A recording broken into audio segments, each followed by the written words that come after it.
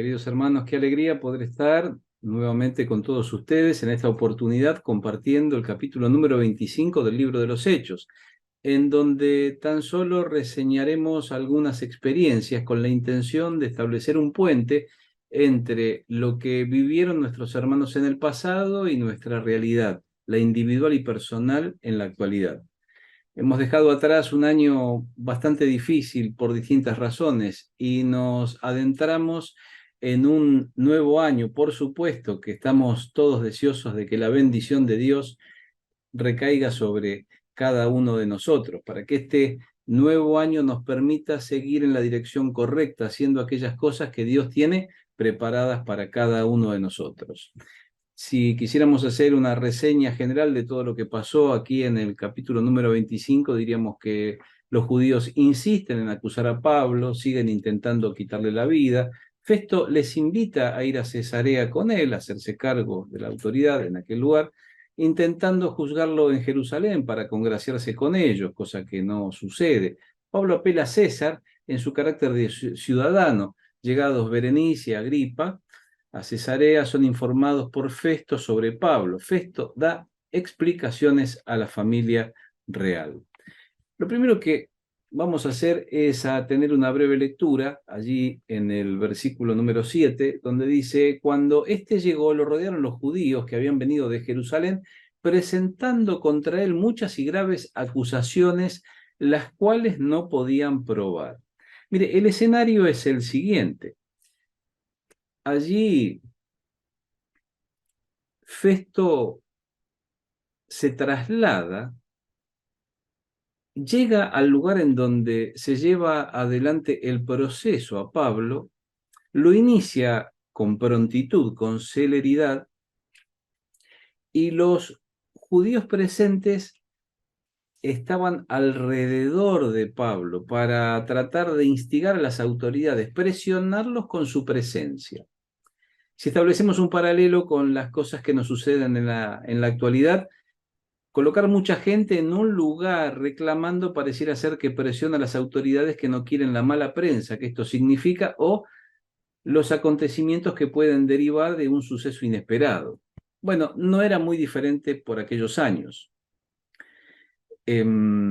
Las acusaciones eran graves, tenían peso, eran importantes y, como dice allí la traducción, también podrían ser consideradas como severas. Ahora, la cuestión es que la acusación tenía esta gravedad, pero no podía probarse, porque no era cierta.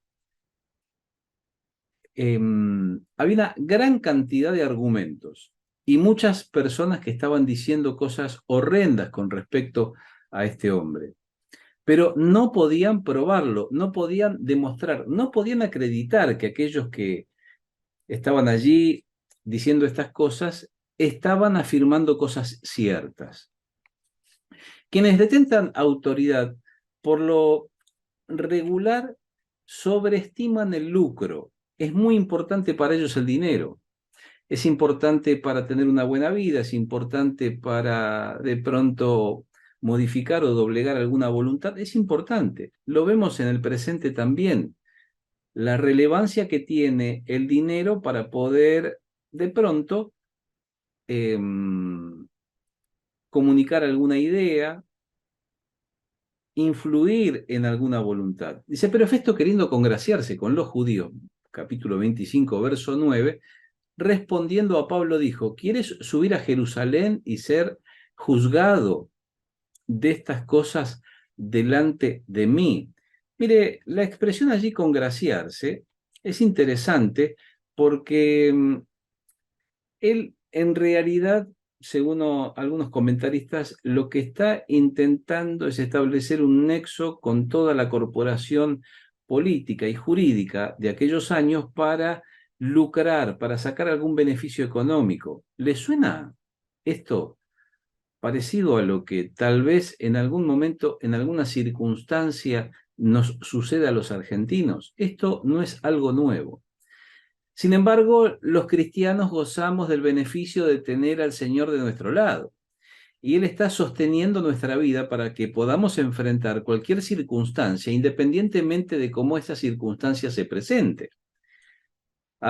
Muchas veces he narrado experiencias que nosotros hemos tenido en nuestra vida con respecto al trato con las autoridades.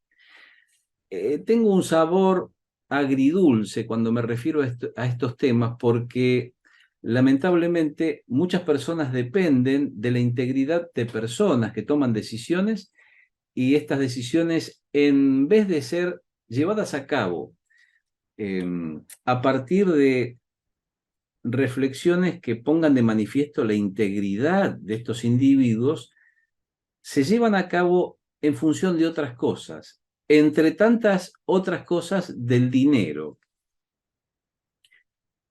Es el propósito de Dios el que determina los acontecimientos que enfrentarán sus servidores.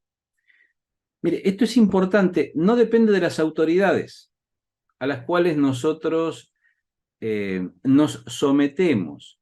En alguna medida, mucho más allá de lo que Dios está esperando que nos sometamos a ella, porque en algunas circunstancias, en algunos momentos, tenemos que priorizar lo que es el propósito y la voluntad de Dios por sobre lo que alguien puede llegar a señalarnos que forma parte de nuestra responsabilidad. Esto, bajo ningún concepto, es una apología sobre la rebeldía, de ninguna manera. Lo que quiero significar es que primero está Dios y después los hombres, sin importar la importancia, valga la redundancia, que estas personas, estos individuos tengan. Pablo dijo: ante el tribunal de César estoy, donde debo ser juzgado. A los judíos no les he hecho ningún agravio, como tú sabes muy bien. Allí le está comunicando a la autoridad pertinente que luego de un proceso de análisis que se extendió por largo tiempo, no habían encontrado un delito que se le pudiera imputar a Pablo a consecuencia del cual él tuviese, primero, que ser mantenido en prisión; segundo, era mantenido en prisión por algún tipo de interés económico o político; y segundo, que bajo ningún concepto podía estar en juego su integridad física, su vida. Ante el tribunal de César estoy. Pablo tiene que apelar al César. En su condición de ciudadano romano, él gozaba de este derecho y se le tenía que conceder. Lo que no se narra en la escritura era la gravedad y la seriedad que esto tenía para aquel que se atrevía a hacerlo. Ningún agravio, no actuó mal, no injurió, no agravió, no trató injustamente a nadie, ni tampoco le hizo daño a nadie. Estas cosas se habían comprobado. Pues si en alguna medida Pablo incursionó en algunas de estas conductas, fue antes de conocer a Jesucristo, no en el desarrollo de su ministerio. Y aquí todos tenemos que abrir un paréntesis y reflexionar. ¿Cómo es nuestro comportamiento en la actualidad? Si arrastramos algunos hábitos del pasado, esos tienen que desaparecer. ¿Cuáles? Aquellos que no están en sintonía con la palabra de Dios. Para las autoridades la imputación era poco importante, sin embargo, para Pablo era la razón de su ministerio. Mire, llega a decir una frase, o se registra allí, Lucas la registra de parte de las autoridades romanas, que es muy interesante. Dice, sino que tenían contra él ciertas cuestiones acerca de su religión, de un cierto Jesús ya muerto que Pablo afirma que está vivo. Mire, está dicho de manera tal que las autoridades romanas le estaban atribuyendo a esta afirmación cierto grado de irracionalidad. Era una tontería. Para Pablo no era ninguna tontería de que Jesús estuviese vivo, muy por el contrario. Y él era responsable, sí, efectivamente, de sostener esta verdad. Y como responsable del sostenimiento de esta verdad, Pablo estaba dispuesto a sufrir cualquier tipo de circunstancia, dolor físico, maltrato, porque esto era el meollo de su servicio para Dios. Hablaba o afirmaba, insistía de manera incondicional. Esta insistencia sobre el hecho de que Jesús está vivo tiene que formar parte de nuestra apología cotidiana. Cuando nosotros hablamos con las personas en el vecindario, cuando tratamos de llevar a Jesucristo a aquellos que aún no le conocen, Jesús está vivo. Cuando tomamos contacto a primera hora de la jornada con la persona del Espíritu Santo que nos hace comprender la Escritura, estamos proyectando nuestras plegarias al cielo, allí donde está el Padre y a su diestra la persona del Hijo. Allí quien aboga por nosotros, está ocupando ese lugar merecido. De esta manera nosotros tenemos que elaborar nuestra realidad presente en el tiempo y en el cuerpo para poder impactar a esta generación de personas que no tienen confianza en absolutamente nada. Jesucristo está vivo. Hermano, tiene que afirmar esta verdad. Note la afirmación sobre la inocencia del apóstol que encontramos sobre el final de este capítulo. Vio que estuvimos girando sobre la base de algunas cuestiones que fueron aconteciendo en el proceso judicial que se le celebró allí al apóstol Pablo en Cesarea. Dice, porque me parece fuera de razón enviar un preso y no informar de los cargos que haya en su contra. Dicho de otra manera, no encontraban la base jurídica sobre la cual establecer o instrumentar el proceso judicial. ¿Sobre qué bases lo iban a acusar? ¿Le han acusado alguna vez a usted de algo? Bueno, a un servidor en varias oportunidades sobre cosas, por supuesto, que no eran ciertas. Es una experiencia dolorosa porque afecta principalmente nuestro ser interior. Los que estudian la psicología hablan de la autoimagen, del autoconcepto, el ego, todo lo que nosotros somos. Bueno, cada parte de nuestro ser interior se ve afectado cuando alguien argumenta de una manera insistente sobre algo que nosotros hemos hecho de manera inconveniente, incluso que es punible de alguna sanción. Eso que es dicho nos afecta. Pero no lo encontraban en el proceso judicial que le celebraron a Pablo. Muchos escritores bíblicos, comentaristas de la Sagrada Escritura, afirman de que si Pablo no hubiese apelado a César, la única alternativa que quedaba era que lo colocaran en libertad.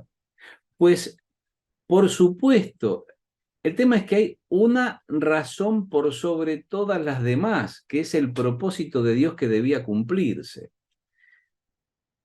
Enviar un preso y no informar. Mire, ahí dice que fuera de razón, algo irracional, absurdo e insensato. ¿Es posible que en el presente haya personas que están presas sin justa razón o que estén atravesando un proceso judicial que no de pronto refleje la realidad? Es probable, porque los errores las personas los cometen. Es posible que se cometan errores. Ahora, en algunos casos célebres de los cuales tenemos conocimiento, la carga probatoria es tan abundante que nos resulta un poquito difícil asumir la inocencia de estos personajes. Sin embargo, no nos toca a nosotros definir estas cuestiones. Muy por el contrario, somos simples espectadores. Pero aquí estamos incursionando en lo que Lucas está registrando allí en el libro de los Hechos, que es algo que está afirmando la autoridad romana con respecto a Pablo. ¿Cómo lo vamos a mandar sin tener la prueba? No existía esa prueba, excepto que Pablo decía que Jesús estaba vivo. Algunas preguntas pertinentes. Mire, estamos comenzando a transitar el 2023. Ninguno de nosotros sabemos qué nos depara este futuro incierto en el cual nosotros estamos insertos. Pero estamos confiados en el Señor, que Él estará a nuestro lado. Sabemos por la palabra que nosotros gozamos de su cuidado providencial. Entendemos, porque el Espíritu Santo ha aclarado esta verdad, que todo aquello que forma parte de nuestra necesidad estará a nuestra disposición tan solo si nosotros buscamos primeramente el reino de Dios y su justicia. Mire, qué palabra esperanzadora. Algunas preguntas. Mire, ¿se nota en mi vida que sirvo y divulgo la verdad de un Dios vivo? Y además de ello, ¿disfruto de una relación personal con Él? Si usted no lo logró en el 2022, yo le animo a colocar esto como una prioridad. Usted tiene que empeñosamente buscar el rostro de Dios temprano en la mañana, promediando el día o al anochecer, para que esta relación se incremente, crezca, se produzca. En segundo lugar, estoy dispuesto a enfrentar con integridad lo que Dios me solicite, aun cuando esto implique que las dificultades sean mayores. Mire, por lo regular, los argentinos tenemos la habilidad de evitar los conflictos, de tratar de no quedarnos pegados en situaciones que nos complican la existencia. Sin embargo, en nuestra vida espiritual tenemos que enfrentar situaciones en las cuales a veces ponemos en juego nuestro prestigio y otras veces ponemos en juego nuestros recursos, o tal vez ponemos en juego nuestra tranquilidad. Que el Señor le ayude a reflexionar sobre cada uno de estos ítems. Cuando Pablo apeló a César, tenía en claro que su situación procesal se complicaría, pero al mismo tiempo que el propósito de Dios estaba próximo a cumplirse. Así que para Pablo era algo natural. Diríamos los argentinos, no le tembló el pulso para hacerlo. Este proceso debió cancelarse frente a la ausencia de pruebas. Sin embargo, existió un propósito superior por el cual Pablo se sometió voluntariamente a ello. ¿Cuántas oportunidades tendremos este 2023 de hacer lo que se nos pida con semejante nivel de entrega? Póngase en oración para que el Señor le dé a usted la victoria sobre, tal vez, aspectos de su personalidad. Mire, abro un pequeño paréntesis. En muchos aspectos soy vergonzoso. He atravesado en mi vida personal, desde mi niñez y adolescencia y parte de mi juventud, un trastorno de ansiedad, lo cual hace de que yo me excluya, de que no tenga un círculo de amistades muy amplio. Es decir, he tenido serios problemas para relacionarme. Sin embargo, Dios a través del tiempo fue trabajando en mi vida para ir resolviendo algunas de estas cosas. ¿Para qué? No para que yo sea una persona de pronto atractiva o que tuviera, la palabra correcta es popular. No, muy por el contrario, para que pueda cumplir con el propósito de anunciar las virtudes de aquel que nos llamó de las tinieblas a su luz admirable. Para eso, no desaproveche ninguna de las oportunidades que Dios le otorgue. En todo caso y circunstancia, honremos a Dios, a pesar de la espera o del sufrimiento. Pablo tuvo que esperar, recuerda, estuvo 2 años allí, preso sin una razón que lo justificara.